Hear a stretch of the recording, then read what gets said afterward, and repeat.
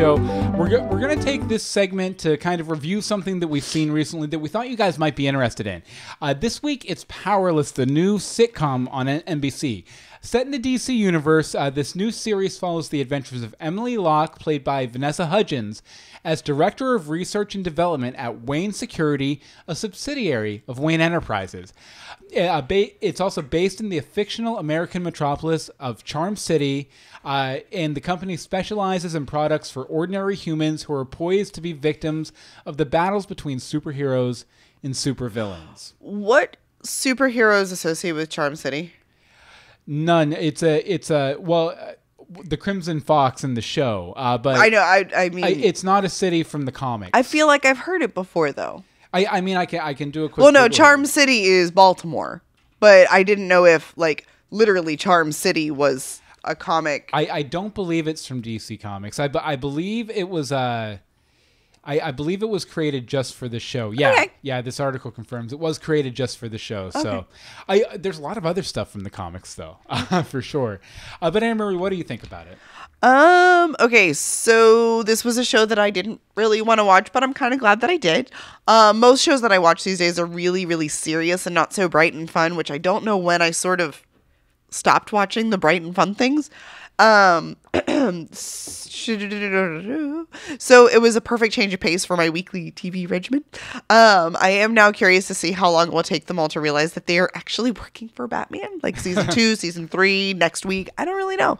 And if that's going to change anything at all. Like when you realize that you're working for Batman, talk about a non-disclosure agreement you're going to need. I did like at the end, though, where they were like, how did Batman get one of these things that we worked up with? Yes. I love that they're just dumb enough to not put it together. Mm-hmm. I'm also way into all of the cheesy looking villains. Like, I was like, okay, see, you may enjoy.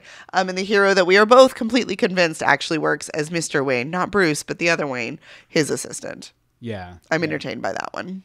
Yeah, I definitely think if any of the main office characters on the show are the Crimson Fox, it's definitely her. Totes. But, I've kind of fallen off the sitcom bandwagon in recent years, so it really isn't my style anymore.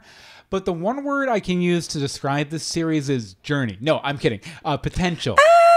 It has a lot of potential, I think. Okay. First of all, it's nice to see a series set in the DC universe that doesn't feel like it has to explain all the history behind the DC universe. That's true. Many DC adaptations act like the audience won't get it unless they have the full history. It's kind of like saying you won't understand the Passion of the Christ without watching the Ten Commandments first.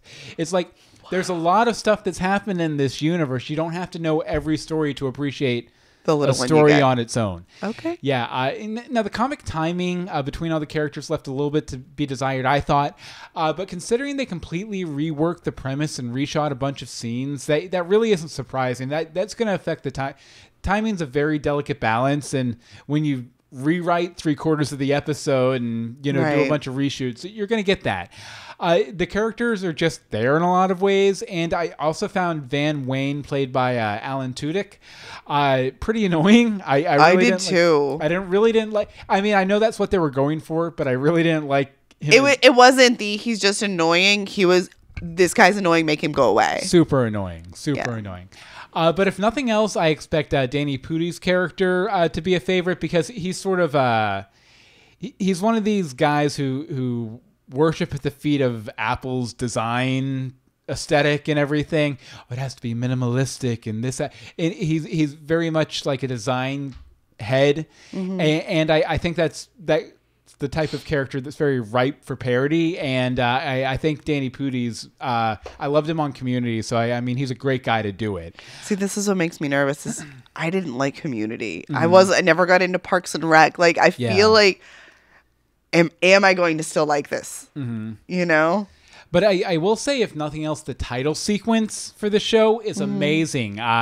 It basically it takes all of the characters from the show and puts them in the backgrounds of classic comic book covers like Action Comics #1, and then they'll do like a little pan and you'll see Danny Pudi standing behind a streetlight and stuff like that. A brilliant, inspired title sequence that I'm surprised no comic book show has ever tried before. Yeah. But then again, I guess there's never been a comic book show about the people behind the people. Yeah. Or behind the comics. Yeah, just citizens living in a comic book world before. Right. I mean, there's been comic books that have addressed stuff like this, like Marvel's.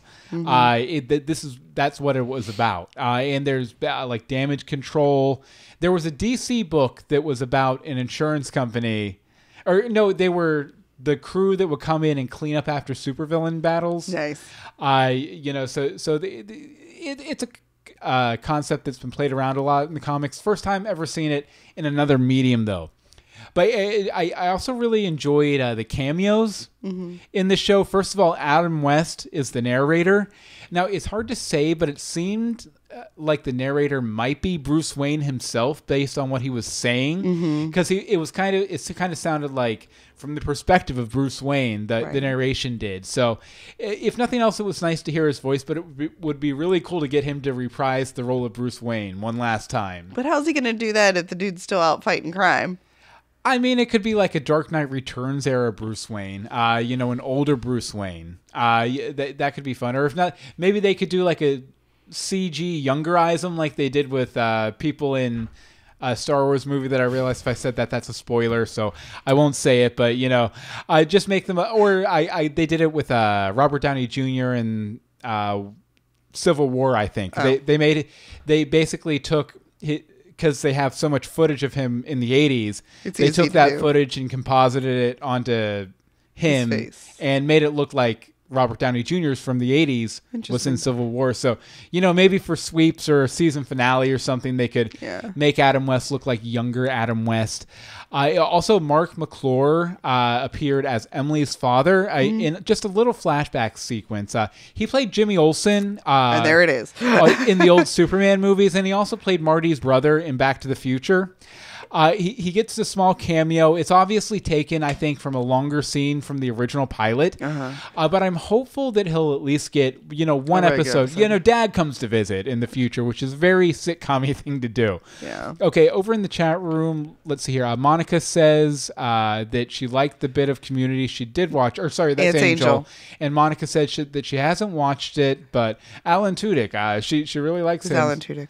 He was Van Wayne. Oh, okay. Which, trivia, is a comic book character that appeared once in 1949. Nice.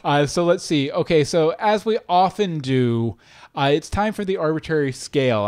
How do we feel about it based on a random number of things from the episode? So, Anne-Marie, out of 52 vials of Joker anti-venom, what did you think of the season premiere of Powerless? Series premiere. I will give it 40 vials of Joker anti-venom. Why? As it is like my catchphrase, there's room for improvement. Like you said, though, it was a little bit awkward because you could sort of tell that there was reshoots and stuff like that. And it is so different from stuff that I've been watching. And I haven't been watching those types of shows. Yeah. So they kind of annoy me sometimes. This one didn't, but we'll see if the future episodes do. Yeah. We'll see how long I stick around. Yeah, this feels like a series that by episode 3 or 4, I'll probably know if I want to stick with it. Yeah. Right. They need to kind of find, as a troupe, they need to find their voice, I think. Right. And that's why I'm going to give it a little lower than you, actually. I'm going to give it a 38, as in 1938, the year that Superman first appeared in Action Comics #1. Yeah, I could never make Vials of Joker anti-venom. Just because, I liked a lot about it, but at the same time, I don't feel they were cohesive as a unit. So I'm very, very hopeful that, as we move through the season here, it's going to build up and everything. Right. Subscribe today for more episodes of Universe Box or go to universebox.com. And remember to think outside.